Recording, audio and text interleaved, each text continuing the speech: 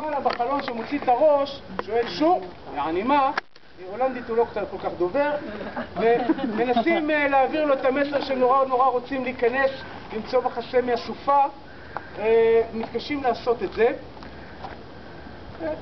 אמצע הלילה, מבצר, אנשים זרים, אני הולך להכניס אותך.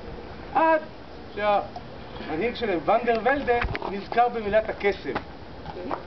מה מילת הקסם? לא. פירמן! פירמן! הוא צועק להוא למעלה.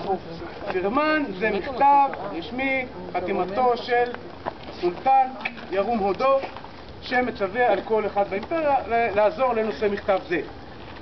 והוא, מאוד שהוא הולנדי יקה, מסודר, עבר קודם איסטנבול לפני שהוא מגיע פה למזרח התיכון לחקור אותו ולצטט מפות.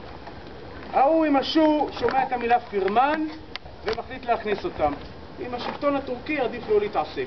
יורד למטה, פותח להם את הרגל ומוביל אותם לו. פותח להם את הדרך.